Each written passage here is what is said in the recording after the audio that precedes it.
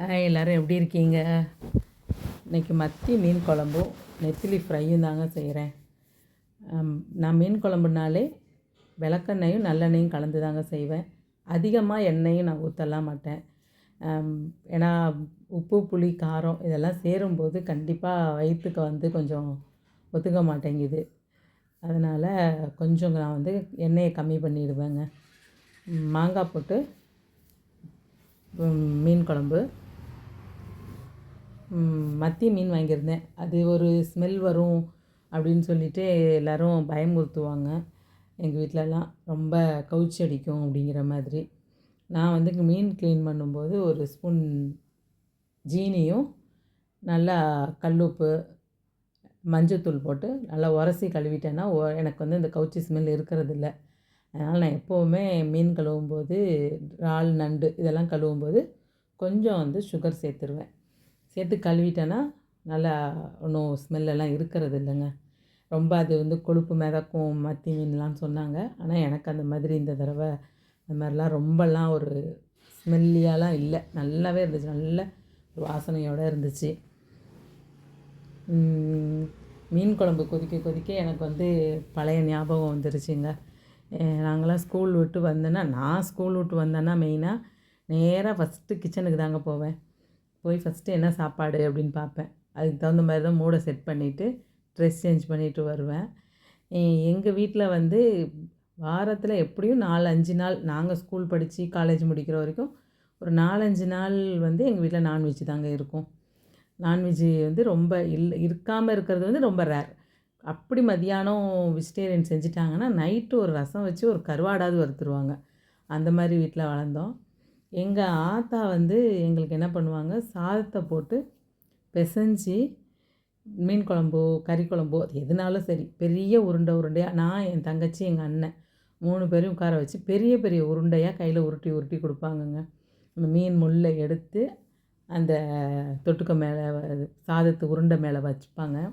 எங்கள் வீட்டில் மீன் குழம்பு இறால் நண்டு எதுனாலுமே கறி எது இருந்தாலுமே காய்கறியும் எக்ஸ்ட்ரா எப்போவுமே இருக்குங்க. காய்கறி ஒரு பொரியல் ஒரு கூட்டு ஏதோ ஒன்று எக்ஸ்ட்ரா இருக்கும். கிலோ கணக்கிலலாம் அப்போல்லாம் வாங்க மாட்டாங்கங்க. நாங்களுமே நாங்கள் 6 பேர் உள்ள குடும்பம்தான். ஆனால் கம்மியான அளவு வாங்குவாங்க. ஆனால் டெய்லி வாங்குவாங்க. இன்றைக்கி கறினா நாளைக்கு கோழி, இன்னொரு நாள் மீன், இன்னொரு நாள் நண்டு, இன்னொரு நாள் இறால், இது மாதிரி பிரித்து வாங்குவாங்க. நாங்களாம் இப்போ பீசஸ்லாம் அப்படியே சாப்பாடு சாப்பிட்ற மாதிரிலாம் சாப்பிட்டதில்ல. சாப்பாட்டுக்கு தொட்டுக்குவோம். அந்த மாதிரி தான் எங்கள் வீட்டிலலாம் செய்வாங்க. இப்போல்லாம் வாங்குறதே கிலோ கணக்கில் வாங்குகிறாங்க.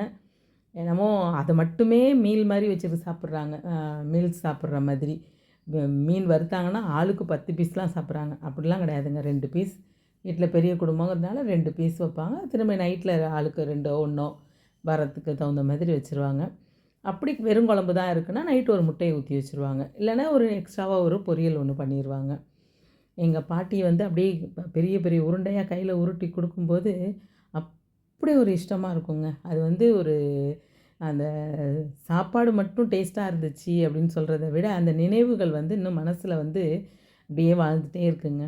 நாங்கள் எங்கள் பாட்டியை ரொம்ப மிஸ் பண்ணுறோம். இப்போ வரைக்கும் நாங்கள் பேசிக்கிறதே ஆத்தா இருந்தால் இப்படி இருந்திருக்கும் அப்படின்னு சொல்லிட்டு தான்.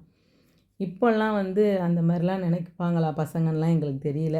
எங்களோட பழைய நினைவுகள்லாம் அப்படியே எங்கள் ஆத்தாவே சுற்றி சுற்றி வந்துட்டுருக்கோங்க.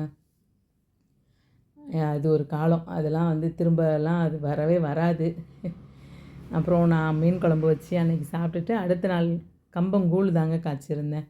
அந்த கம்பங்கூழுக்கு மீனை மத்தி மீன் இல்லையா, சுண்டை வைக்கும்போது உதிர்ந்து போயிடுச்சுன்னா ரொம்ப முள்ளாக இருக்கும்னு சொல்லிவிட்டு நான் மீனில் உள்ள முள்ளெல்லாம் தட்டி எடுத்துட்டு பீசஸ் மட்டும் போட்டு சுண்டை வச்சுருந்தாங்க. சாப்பிட்றதுக்கு கொஞ்சம் கூழுக்கு ஈஸியாக இருந்துச்சு. அது கூட கொஞ்சம் நீர் உருண்டை உருட்டியிருந்தேன். அதையும் வச்சு அன்றைக்கி அடுத்த நாள் காலையில் பிரேக்ஃபாஸ்ட்டுக்கு எங்களுக்கு ஆயிடுச்சுங்க. ரொம்ப நல்லா இருந்துச்சு. மத்தி மீன் குழம்பும் நெத்திலி ஃப்ரையும். அதை விட என்னோடய மலரும் நினைவுகள் இதை வீடியோவை பார்க்க பார்க்க எங்கள் ஆத்தா காலத்துக்கு போயிட்டேன்னா அதில் ரொம்ப ஹாப்பி. அந்த நினைவுகளோடு இந்த வீடியோவை நான் முடிச்சுக்கிறேன். பிடிச்சிருந்தால் லைக் பண்ணுங்கள், ஷேர் பண்ணுங்கள், சப்ஸ்கிரைப் பண்ணுங்கள்.